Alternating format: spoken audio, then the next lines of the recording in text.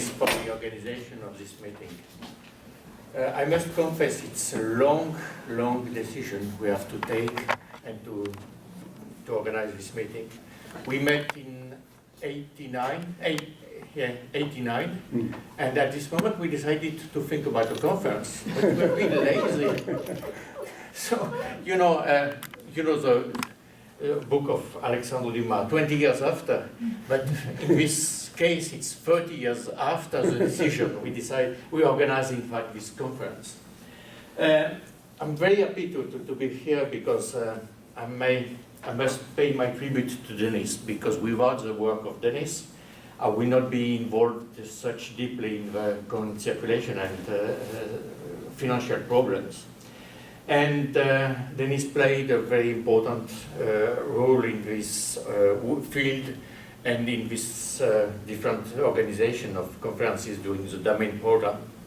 So what I want to present quickly is what we tried to organize for the DAMIN program, what was the DAMIN program, what we tried to do, what we have done, what we need to do again, and because there is a lot of things to do, even if we have some problem of fundings, we have a lot of subjects for investigations, for research, for work, and I want to conclude by what we are just doing on typical problem of transfer of metal and merchandise with this work we are doing actually on Shanghai. So, first of all, I want to make some kind of summary of the European coinage and to explain why we decided to work on this question of silver and gold. So, it will be 6 points quickly. One of the base, we met in different conferences we organized by Professor Kuroda in Asia, and in this conference we have always had a problem to understand each other. I mean, we have immediately the idea that coinage is gold and silver. In Asia the situation is completely different. This is the reason why it was important to work on silver and gold, of course, because everything was based in Western countries on gold and silver. And from the beginning, from the first issues, I mean during the 7th century BC, gold and silver and coinage was linked to the power of kings, the power of gods, and everything was organized to give to gold and silver a kind of religious aspect. I mean, with the presence of the god, the king, of a kind of representation of religious symbolic representation. And in any case, in all the period, from the beginning down to the 19th century, coinage was linked to the value of the metal and to the figure of the coin. And it was a constant situation from the first god on the coins down to the royal portraits on the coins, up to now with the symbolism of the Republic in France, of the kingdom in some cases, and even with the representation of what is the symbol of Europe in Europe. And in any case, everything was linked to the two problems. And of course, the main problem was linked to the metal. And one of the reasons of the appearance of the gods on the first coins was linked to the fact that the main reserves of gold and silver were kept during antiquity in temples. It was a gift to the gods. And when they decided to transform this gold and silver into coins, it was under the protection and under the guarantee of the gods. This was why, from the beginning, during this period, you can see on the coins the figure of the god, but each time this gold and silver was taken from temples, and to pay the tribute to the gods, there was a figure of the gods, that is the representation of the city on one side, but also was the guarantee of the sacredness of the character of the coin, but is linked directly to the godness and to the gods.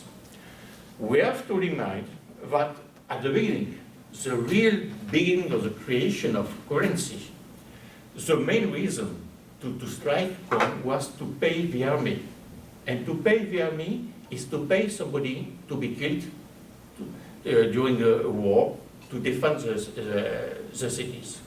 So if you want to ask somebody to be killed in a war to protect the city, you have to offer him a kind of substitute to the life that is the kind of eternal life.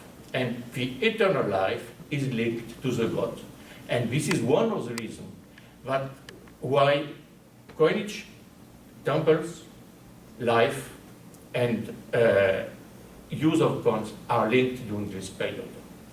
So at the beginning, so everything was linked to the temples, to God, and to metal. And one of the problems of the beginning of this coinage was, of course, that there was a kind of lack of metal. There was not enough metal to strike enough coins for the currency. And, you know, during centuries, everything was more or less the same. The quantity of coins were very rare, very few coins, and the economy was mainly based on barter. Everything changed in the 4th century BC. Everything changed because it was one of the major conflicts between the Greek and the Persians. And the Persian was defeated, and Alexander the Great invaded Persia, and one of the most important consequences for currency was the fact that Alexander took all the treasures for the King Darius and entered in Babylon.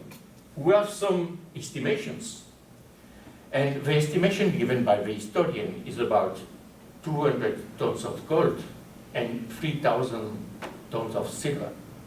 Of course, we can imagine that this number, these estimations, were only kind of rhetorical demonstration, explanation, that there was no direct connection between the real importance of the treasures and what Alexander took. You know, it's a kind of mythical personage, Alexander the Great, and it was kind of over-exaggeration. But what we did is to collect all the testimonies concerning this arrival of gold and silver in Greece. And we tried to check all the mints striking for Alexander. And we tried to have a list of all the coins in each mint. We tried to have a list of all the dies used to strike coins. That means to have a complete estimation of the output of each mint during this period. And if we compare with the reconstruction of the output of the mints, and if we compare with these numbers, we can see that there is a kind of similar figures, similar quantities, and the number of 2,000 tons of gold and 200 tons of gold and 3,000 tons of silver is quite real. It's a good estimation of what Alexander took in Persia. But he took the silver and the gold, and after. And after, if we are using the same kind of comparison between the different mints, we can see that in the first moment, this gold and silver came from Persia to Greece, but also to Middle East, to Egypt. And it was used to increase the quantity of coins in circulation.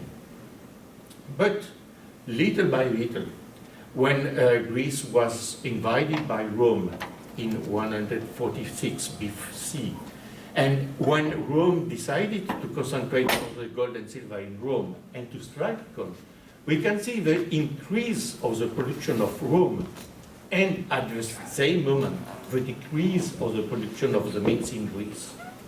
So it's easy to do, it's only a kind of way we have to spend some thousands of calculations.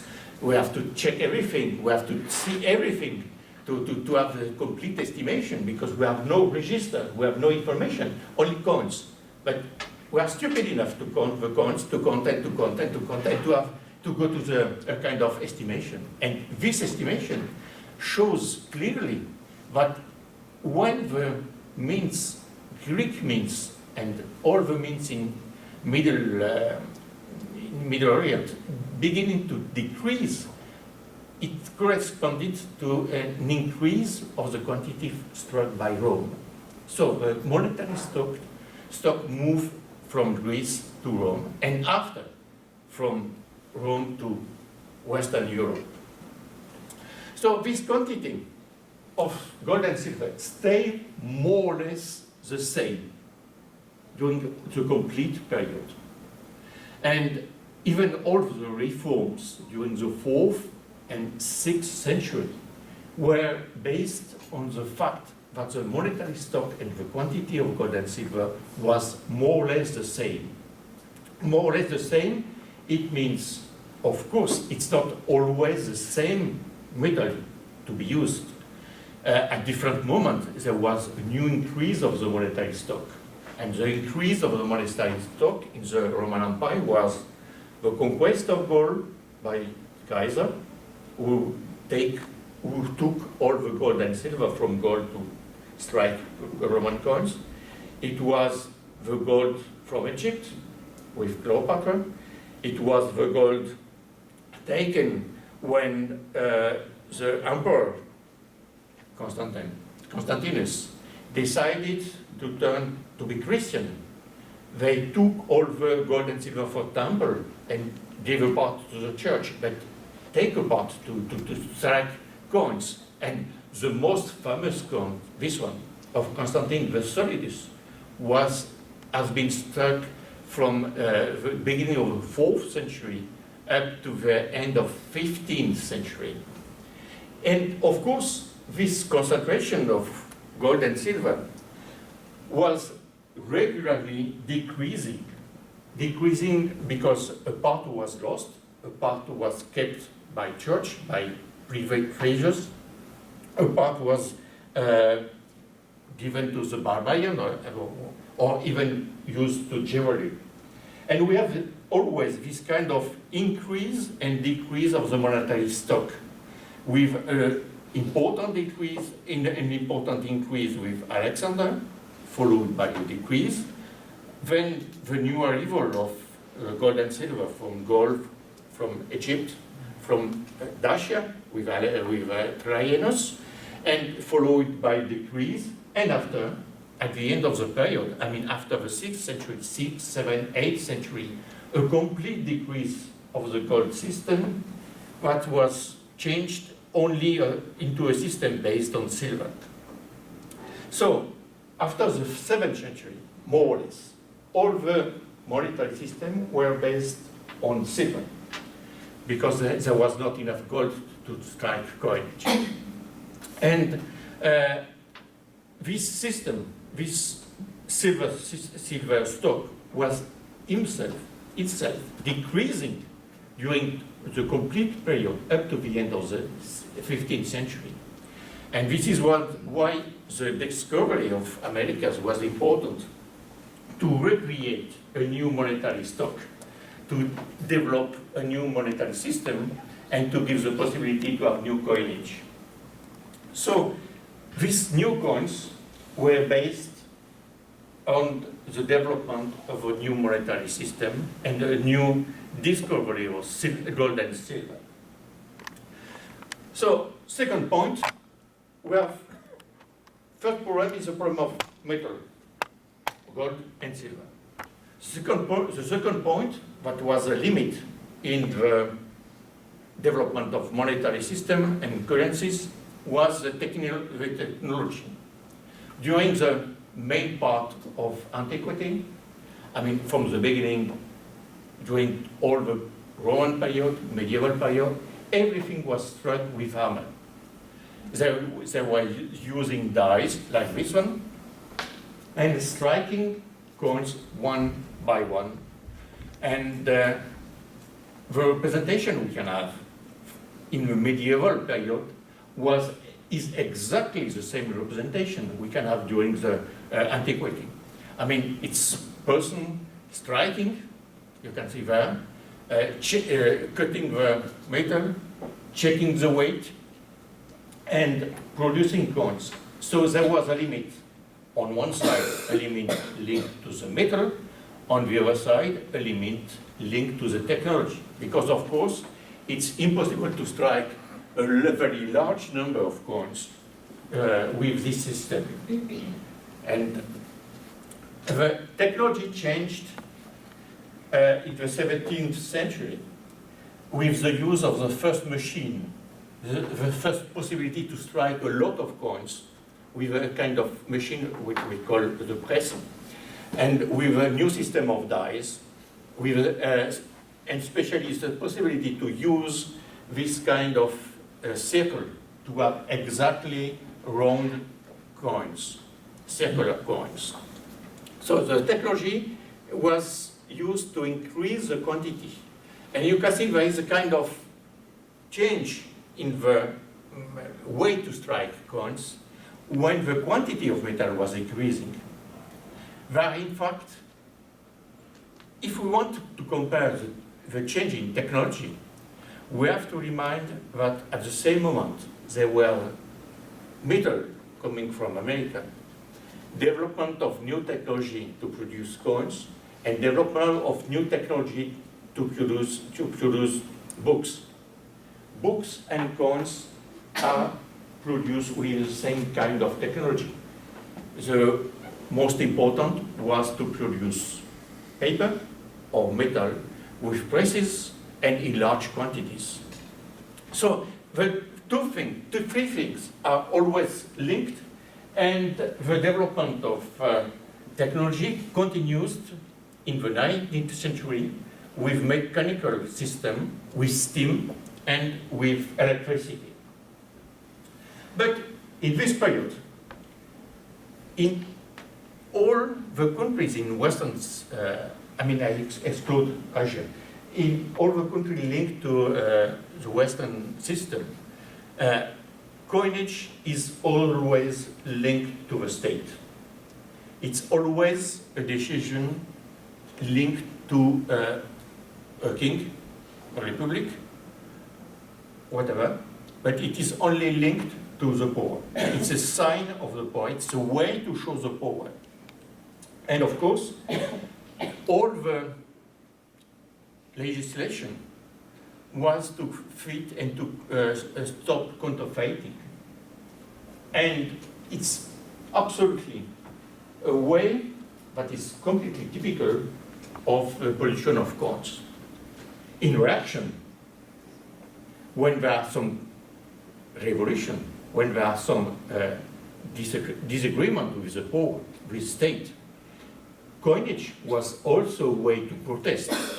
In an example, this coin struck during the Roman Republic was defaced by some hammering on the face. And of course, I choose this three example of coins struck by Napoleon III, but after the defeat of Saddam, these coins were used to protest and to fight against the emperor and to facilitate the creation of a republic. It was the same case during the last war with coins overstruck for the Nazi or against the Nazi system. So coinage is always a mixture of technology, metal, and state. State, it means that each state wants to have and to give the permission to use its coinage. It means clearly that in each small country, each small state, there was a production of coins, and there was some attempt to avoid people using foreign coins. That's typical of the complete organization. But if you are a trader, if you want to trade, if you want to exchange book, if you want to buy, of course you need to have coins, but you need to have connection with different persons from abroad. So you need to have a kind of unit of account. You need to have a kind of acceptance of foreign coins. And automatically there was a fight between what was the desire of the state, that means to have one state, one king, one currency, one army, and the opposition of the traders who wants to have a kind of free market, able to import or export and to pay in different currencies. And of course, it was a kind of fight between borders and people who want to have a kind of strict borders for the currency and people who want to have a kind of monetary union.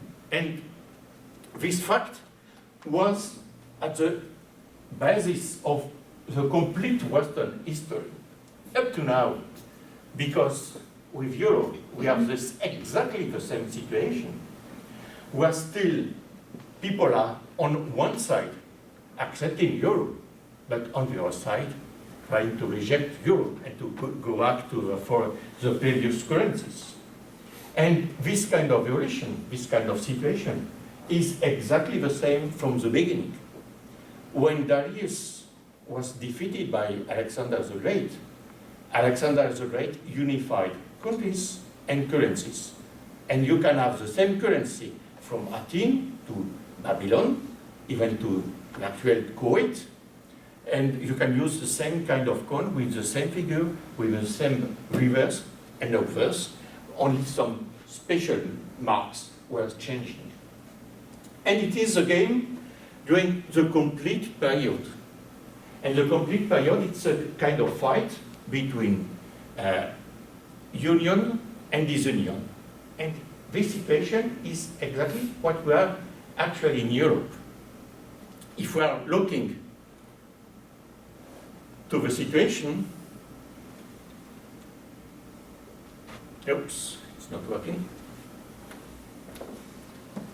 If we're looking to the situation, it's important to see that when there was a kind of critics, contestation against Euro, this critics against Euro was based on the most famous building. It was with the Parthenon. That is the most symbolic building in Greece. So by using historical aspect to fight against universal and international currency. And we will see this kind of contestation, with this kind of discussion during the complete period. And what we are seeing with Europe, what we are trying to work with the DAMIN program, was exactly the same situation, the same contestation, the same fights during the previous periods. It was the case with the Roman coins. They were used in a large part of the complete Roman Empire and abroad. This is some example of currencies that were used largely as a kind of international coin.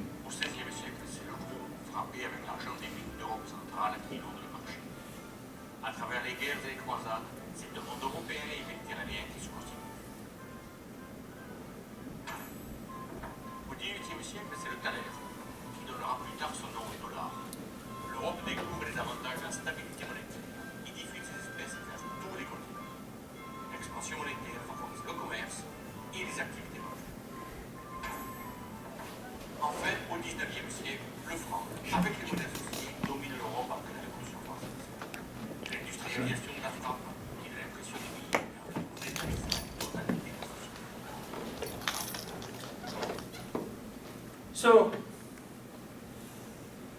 always this kind of fight about cattle, about state, about national or international currencies. The situation was more or less in a kind of equilibrium in the 19th century. During this period, there was the well-known Latin Union. The Latin Union was a kind of agreement between a lot of countries in Europe who decided to use the same currency for trade. And all the countries in Europe, more or less, adopted this kind of agreement. This agreement was, in some cases, a complete agreement. In some cases, it was only the acceptance of some currencies. But very specifically, the Latin Union was the organization of a monetary system based on the possibility the obligation to strike the same kind of coins in gold and silver.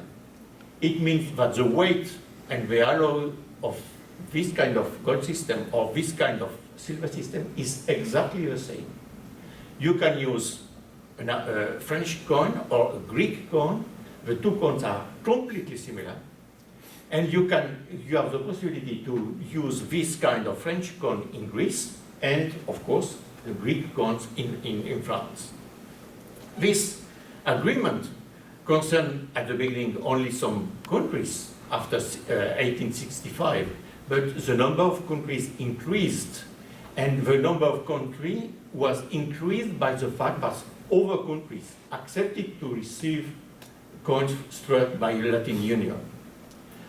You see, it's exactly the situation of Europe. Actually, in Europe, we have the same kind of coins, exactly the same, with some differences. With the Latin Union, you can have French text, or Spanish, or Greek, or Italian, it doesn't matter. With the euro, you can have exactly the same kind of coins, with the same different figures, but the coins are accepted everywhere. They are accepted everywhere in Europe, but everybody knows that you can use these coins in North Africa, in Russia, outside Europe. And this is a kind of, the 19th century Union was a kind of pre-Euro system. And this kind of pre-Euro system was, of course, one of the reasons of the development of the wealth during the 19th century.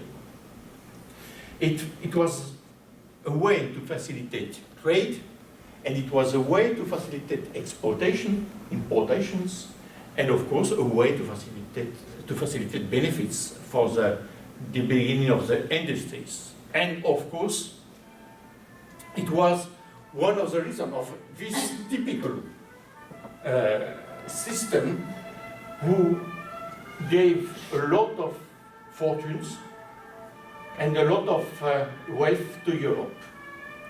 But everything at this moment was based on one element. This element was the stability of the relation between gold and silver. I show you the different coins. Some of them are in gold, some of them are in silver. There was a kind of fixed relation between gold and silver. If one of the two metals becomes more common, cheaper, it's a complete system that is broken, because you can speculate between the value of the coins and the value of the metal. And this question, this need of stability, was at the basis of the 19th century. All the means were producing more or less the same kind of coins. They have the same kind of machine. They are the same kind of banks, all linked by relations, transfer, agreements. But everything was stable, and the stability was one of the needs of the system.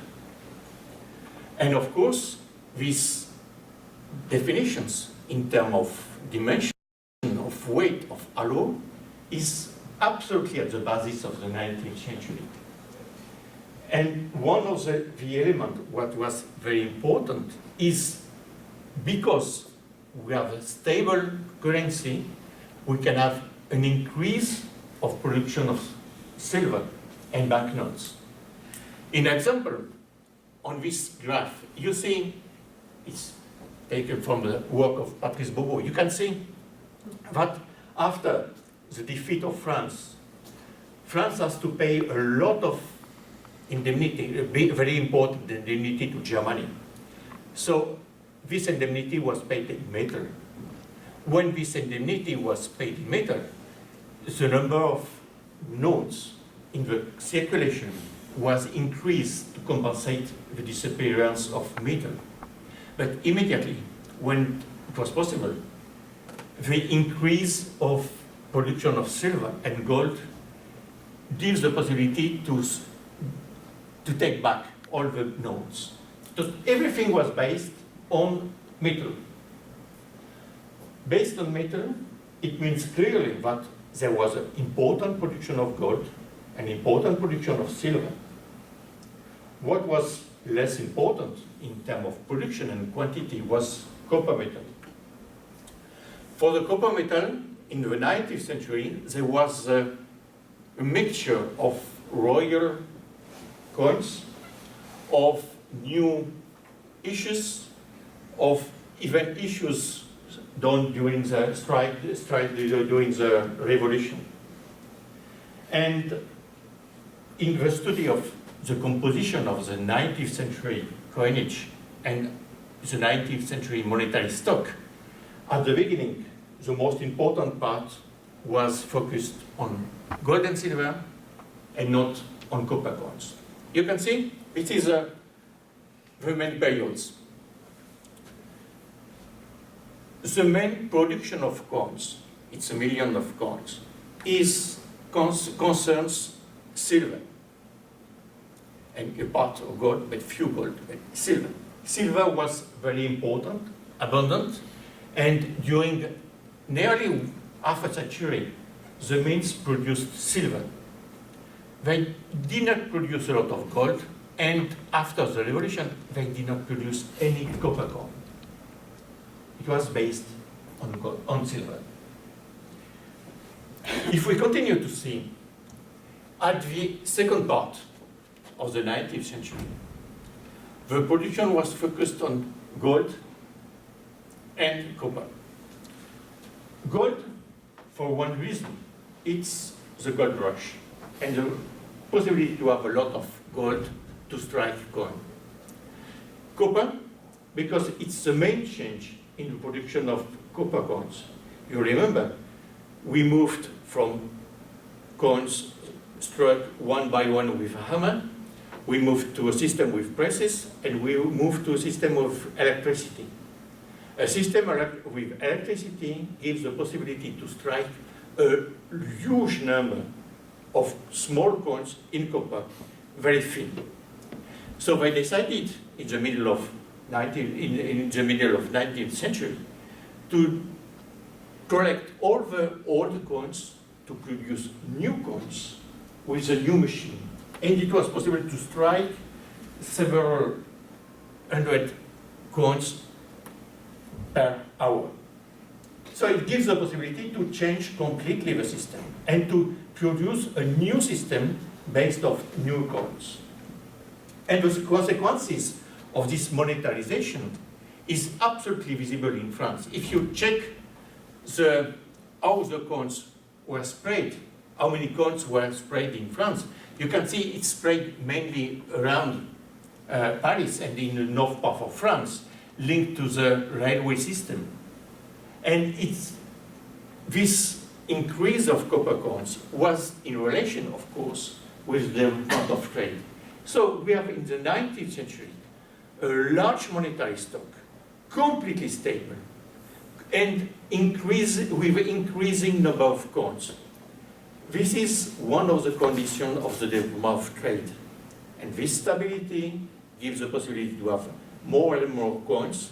To have more and more coins means to have the possibility to have more and more commercial transaction. and to have more and more commercial transactions, it gives the possibility to have more benefit and more benefit. It's typical the 19th century and the economic development of 19th century. Everything at this period was based on this stability. But, and that's the problem, what we decided to work on is the silver crisis. And at the end of the 60s, there was an important increase of the production of silver. This increase took place in this region. It was the increase of the production of mines in California and in Mexico. And of course, the monetary system can absorb, and the economy can absorb a large quantity of silver. Like it did it with gold, but the quantity was absolutely enormous. We can have some proof. When we are speaking about export-import of silver, always naturally we are speaking about people moving with some grams. We are historians, we can imagine people moving with kilos. But in fact, we have to think in terms of tons, moving from one place to another. And we can have some ideas when there are some boats, some ships that are recovered from the sea. And you can have an idea what it means to export silver or gold from one region to another. Because it's possible to see exactly what was a quantity of silver in a boat. This is a boat. This one was one of the most famous discoveries. But you have to imagine that each week, each day, each month, large quantity of gold and silver was exported and sent to different parts in the world. And for one boat that is found, there was huge quantity of silver exported and not lost. So, middle of the 60s, this export of silver began to disturb everything. That means in terms of economy, if you have, let's say, 20 francs in gold, you can go to the market, commercial market, and to buy silver. You take this silver, you go to the mint, you ask to cast the coins, to strike the coins. You can have, let's say, 30 francs in silver with an investment that is 20 francs. But you get 30 francs because the value of silver is decreasing. With these 30 francs, you can go back to buy silver. And this time you will have 40 francs in silver. And little by little, you can have a lot of silver only by speculating on the different rates between commercial one and the value of the coins. So what we decided to do, at the beginning, in the 60s, all the monetary systems were based on gold and silver. It's bimetallism. It was possible to pay in gold, to pay in silver. At the end of the period, at the end of the century, or even at the beginning of the war, it was not possible to continue. You have to use gold. So there is a complete shift from bimetallism to monometallism and to gold. So, in fact, you can see on the map, all the regions were using bimetallism. Countries, colonies, and of course, that means nearly everywhere in the world. Some countries were using only silver. It's mainly the case of, majority using silver. It was the case in Asia. And only one country was using gold standard. It was Great Britain. That's the situation at the beginning of the crisis, at the end of the 60s. If we want to have some ideas about changes, let's have a look. In the States, it's the end of the war, the development of mines, and the possibility to export, because trade is important to import machine and to export metal. In Mexico, it's the development of new mines that was very rich and they gives the possibility to have a very important production of silver. In France and in Europe, is all the perturbation, all the changes linked to the defeat of France and to this indemnity, because France paid to Germany an indemnity, an important one, and Germany used this money to shift from bimetallism to monometallism. In China and in Japan, it was opening, either with agreement or with wars. But it was a possibility to export or to import metal and merchandise. So this is the reason of the change and the importance of this change in silver crisis. So what we decided is to try to understand first the development of the crisis, and second the consequences of this crisis. We thought there was a kind of very important influx of gold and silver. We tried to collect the documentation during months. We tried to gather all the information concerning the production of gold and silver. I mean, to have an idea. It's impossible to have a complete idea, exact idea, because of course nobody wants to declare the complete stock of silver he has.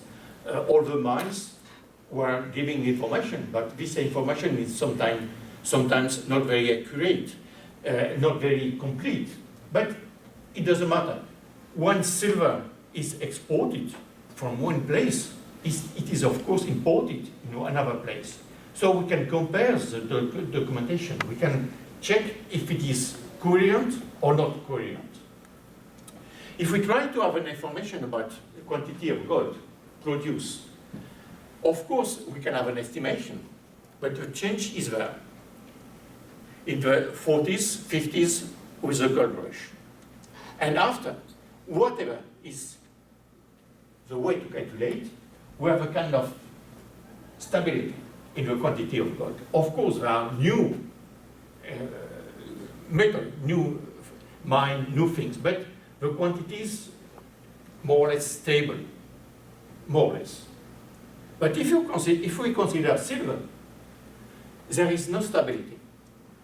The quantity increased, and this is the reason of the crisis. On one side, we have a monetary stock in gold. We have a stock in gold that is more or less stable. And the other side, we have an increasing quantity of silver arriving on the market and arriving in more and more important quantities. There is no way to stop this import of silver. And the consequences, of course, is the decrease of the price of silver. And this is exactly what we want to work on. It began in the 70s, at the end of the war between France and Germany. So a lot of history. And all the papers you can read concerning this crisis are with the same kind of interpretation. It's linked to Germany. It's a mistake of Germany. Germany is guilty because Germany opened the crisis. In fact, it was, of course, during this period that the crisis began, but it was not linked to silver given by France to Germany. The first testimony we can find concerning the increase of silver production and the decrease of prices is given in some reports and some speeches to the Congress in States at the end of 67, 68. So it means that in 67, 68, congressmen were clever enough to understand that the production of silver will increase, and this increase will never be stopped. But for French, it was very useful to say that Germany was guilty. And this increase, as you see two peaks. These two peaks are linked to the change in legislation in the States. When the state decided to buy on the market a huge quantity of silver to increase the price of silver. So they decided to buy silver. But the production was increasing, so it was endless. And the cost of the fact to buy silver on the market was endless and was more and more expensive for the state, for the USA. So there was a first attempt there and a second attempt. And you can see that the fact that states bought silver the consequence was an increase. But it was not possible to continue like this. And after, they decided to stop because the decrease of the value of silver was endless. They decided to stop to buy silver. And the prices decreased up to a kind of new level in this period. So this problem, all the value are taken from journals and periodicals from London, but the system was exactly the same everywhere.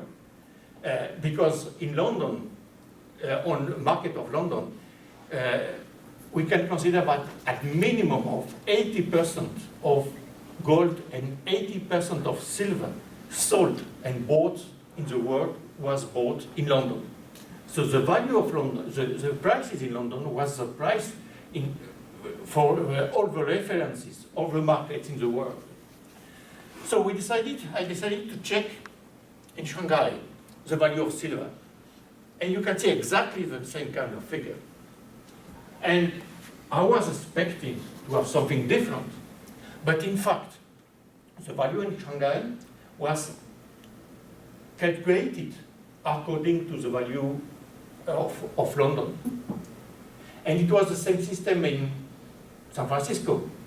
San Francisco, there was some fights between the producer of silver and the government, and the state decided to use the price of London. And there was a kind of fight because the producer of silver in San Francisco said, you are using the price in London, but if you want to buy silver in London, you have to pay the cost of transportation. So you have to pay more. So we need more money for the price in London. So, well, this general system was completely changing everything in the world. Let's try to understand how the things took place in this situation.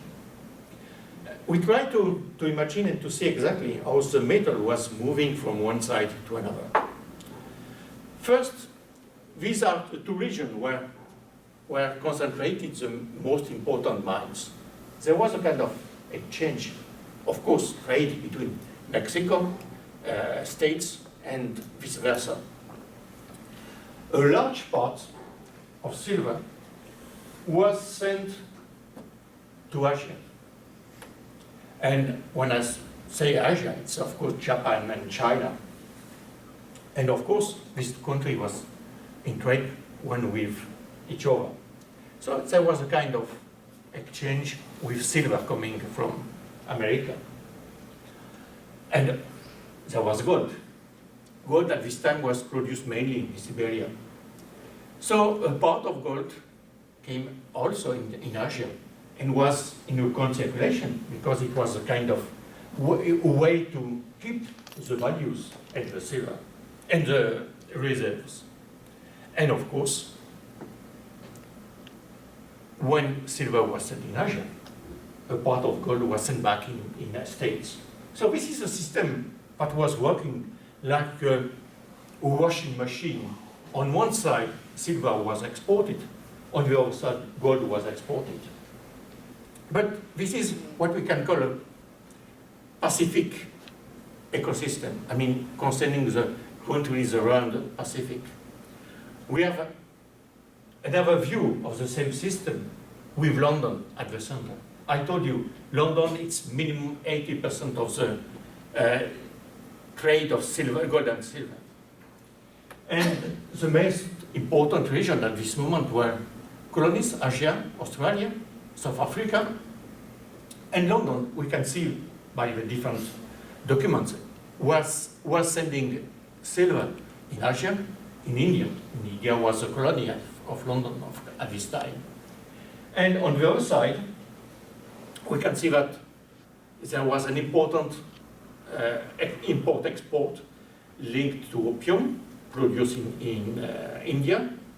And after the discovery and exploitation of different mines of gold in Africa and Australia, there was an import of gold in London. And of course, London received at this moment gold in counterpart of export of silver from different regions of the world. So London concentrated a large part of production of gold and the large part of exportation of silver. But how it worked? What's the question of the problem? We decided to focus on this question of monetary depreciation in silver. I mean, we wanted to see how the things were organized at this moment. I mean, the question of prices, question of production, question of international relations between the different countries. And we wanted to understand what was the reason. Because if it was possible for different economies to accept the gold of a gold rush, why they decided not to accept the silver from the same increase of monetary stock? And perhaps it was possible, perhaps it was not. But in fact, we have to see the question. So we decided to organize this. I just showed the website.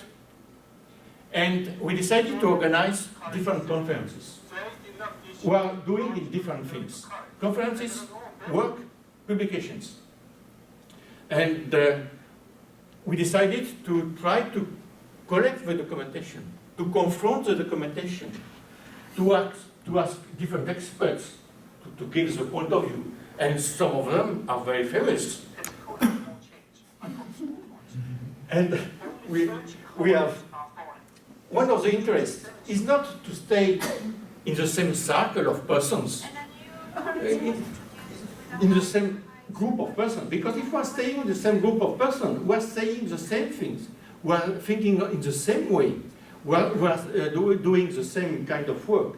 What is important in the conference is to mix people from different origin, different way to work, different experiences, different way to have new ideas, new input, new confrontation. And one thing is important to understand is that when we are working on the problem that is important for everybody, we have a lot of connection with different persons from different parts of the world. And we can have a look on the number of visits on the website. That was absolutely increasing.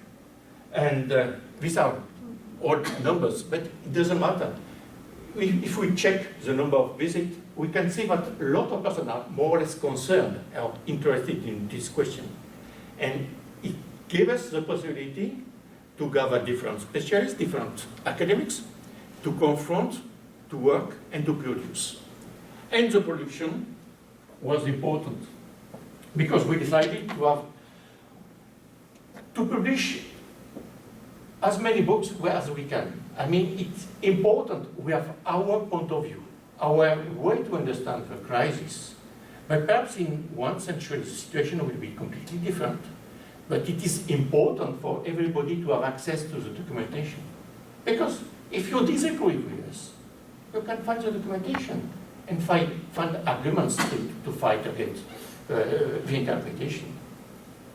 And at the beginning, we thought we will concentrate it on Asia and Japan. But more or less, we included different countries because, of course, this question was a large question involving all the countries in the world. And step by step, India, Hong Kong, China, East Asia, States, of course, Europe, and so on. And all the conferences of the Confrontation were published too. And all the work, all the syntheses were published at the end of the century, at the end of the last year, thank you. And we decided to have a complete view of what was done during this century, this time, and to have a general interpretation. And the general interpretation is that the shift from bimetallism to monometallism was mainly organized by London. I mean, there was absolutely no reason to change from bimetallism to monometallism, except that the City of London decided to add a kind of, to play with speculation. They decided to play against silver because the most part of the revenue of England at this moment was paid in silver. If I gave you a large amount of silver, for example in India, if I give to India a large amount of silver, and if I ask India to pay back in gold, of course I receive my gold. I receive my interest from the loan. But if the value of silver is decreasing, I got, in asking gold, a kind of super benefit that is a transfer of wealth from India to England. The speculation against silver increased about 30% the taxes in India. That means it increased about 30% the revenue of England. But we still have some question. DAMIN stopped, the funding stopped last year. But we have a lot of questions. I mean, there is a lot of questions to understand exactly how the things were done, how the things were produced, how the economic relation developed, failed, what was the reaction of the population, because we have a lot of reaction from different countries. And last year, I wanted to have an experience on one point, only to try to understand the situation. It's a kind of complementary program. I tried to check something. I told you many times, a part of silver moved from America to China. In China, there are, let's say, at least one, two important cities. One was Hong Kong, of course, linked to England, and one was Shanghai. I went to London to check the archives of HSBC Bank to have some ideas about flux of silver. In theory, what I expected to find was to find some sending of silver or gold to London and some exchange of metal between London and Hong Kong. So I went to London to check the archives, because the archives of HSBC are in London. And of course, there's a lot of documentation, a lot of registers concerning gold and silver. But I didn't find what I expected to find. There was some document about special shipments, but these special shipments were not so important. I mean, it's not very important. In fact, I found some relation between Hong Kong and the central bank and some ports in China. So I decided to try to see how the relation between the two countries, the two sides of the Pacific, were organized, and if it is possible to find a consequence of sending silver from California to Asia, if there was possible to find some consequences in the naval trade and naval relation between the two parts of the Pacific. So I found this period, this small newspaper, And this small newspaper gives twice a week the list of ships, boats coming in, arriving in Shanghai and staying in Shanghai. So I said, okay, I will check everything. I will try to have a list, and I will see if there is some important relation between, let's say, California and Shanghai. So it should be easy to do, more or less. I have 500 boats. So we can, you have all the information, one concerning the bay in Shanghai, where is the boat, the name of the boat, the name of the commander, we don't care, the nationality, the flag of the boat, the tonnage, date of arrival, where it's coming from, and the company. So with a small inventory, we can have some information. We try to organize everything, to check everything with boats, countries, and so on, and so on, and so on. So, first problem is, I expected 500, I've got 5,000 a year. So it was completely boring. But with the basis, with the two bases, we have a view of who was arriving and who was leaving Shanghai. And except some difference linked to technical reason, in particular this one. This one is linked to the fact that some issues of a newspaper was not printed at this moment. We can see kind of stability. I have chosen this year and this year for different reasons. The 2 years are years of peace. There is no fight. The invasion of Manchuria is finished. And in this period, the war between Russia and Japan is finished. So we have two normal years. So if there are some possible comparisons, we can find them at this moment. We can check and compare the different systems. We can compare the commercial merchants' boats and war. We can see the difference between number of arrivals and departure. In general, there is a kind of stability in tons or in arrival. And you can see that in general, there is a kind of increase of the number of boats, the importance of the boats, and it's true whatever the kind of boat you are checking. There is a development of Shanghai between 01 and 07.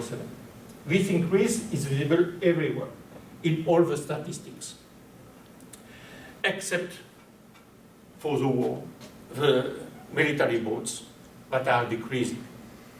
That's normal. We can imagine that in this period, there was a lot of boats with, after the war or preparing the war. But in general, the increased number of boats is absolutely clear and spectacular. What kind of boat? There is an increase of the number of boats going from Shanghai to the interior of China. Going along the Yangtze from the coast to the ports inside and going back. But this coastal is, of course, the other system of boats going from Hong Kong to Shanghai and from Shanghai to Beijing. So an increase of the number of coastal boats and an increase of the traffic on the river in all the cases. In all the cases, it's clear that the economic development of Shanghai was linked to a kind of network along the riverside, on the river. And it's possible to have some ideas on the development of the relations between Shanghai and different countries. You can see clearly for the development of relation with Japan or with Europe. Even a very important increase with Asia, and even in Russia after the end of the war. But it was not our question. The question was, is it any kind of remains of any kind of traces of the development of trade that can be linked to the export of silver? And if we can check on the maps, if we can have an idea on the maps, you can see that there is a kind of concentration of boats coming or arriving in Shanghai from China. That means this coastal and river traffic in Shanghai. When people are arriving in Shanghai, changing of boat to go on the river, or using Shanghai on the way between Beijing and Hong Kong. The relation with Europe is not so important, and mainly the relation with Europe is linked to a kind of way from Europe to Egypt, India, and going to the Philippines. I was expecting an important relation between states and Shanghai. It's not the case. Even if we can see that the number of boats are more important, I was expecting something more important, more clear, more visible. And we have to go deeper in the analysis. We have to go deeper and to check exactly the different boats. And you can see that what was important for Shanghai is internal relation with China and this coastal transfer of merchandise in different places. So the idea to have a connection between states and Shanghai failed. Where I was expecting to have an increase of relation between states and China linked to this increase of silver. We have no trace of this kind of conclusion. We cannot do anything. What we found is slightly different. What we found is an increase of the relation with northern China, even Russia, and a deep increase of the relation with Japan. And of course, it's clear that if we don't have relation between states and Shanghai, it's sure that there are relations concerning silver between Shanghai and China. We have one proof. One proof is the list of boats coming from the river, from inside, and bringing silver in Shanghai. And you see a list. It's taken from the same documents, from the same newspaper. And you see a list of boxes. I don't know what is a box, but if it is mentioned, it means that it's something valuable. We have a list of boxes of silver sent from inside China to Shanghai. And we don't know what they did with these kind of boxes. But it is clear that Shanghai was also a place for silver and gold at this moment, even if we don't have some relation, direct relation. So what to think about this? Let's go back to the maps. You see the difference, the increase of relations, of course, but the increase of relation with northern China, that is absolutely clear. But one increase is more important, is the relation with Japan. And we have some documents from Japanese archives speaking about the speculation, speaking about silver coming from California. And they are speaking that it's good to import silver from California, because the price for silver coming from California is cheaper than the price of silver in Japan. But the way to make money is to send immediately this silver in China, because there was a kind of difference, important difference, between the price of silver in China and in Japan. So if we don't have direct relations between States and Shanghai, we can imagine that the main part of the relation included the stop in Japan with a kind of change of boat. Boats are different from trans-Pacific relations and relation with China. So we can have a kind of stop, a change, and an increased development, with China. In clear, we expected to have direct relation between California and China. What we found is an increased relation with a stop in Japan. So we did not find what we were expecting to find, but we found some different things. And if we check this map is more or less the map of Japanese imperialism. I don't want to say that silver was a way to develop Japanese imperialism in Asia, but it's clearly from this map, you can see the importance of Japan and the increased importance of Japan with a kind of stop and step between the two countries. So you see there is a lot of things to see, to understand and to try. And with silver, we try to work on metal and currency, but silver is like all the currencies is mainly a relation, economic relation between states, relation between people. And we have a lot of things to check, to see, and in different forms.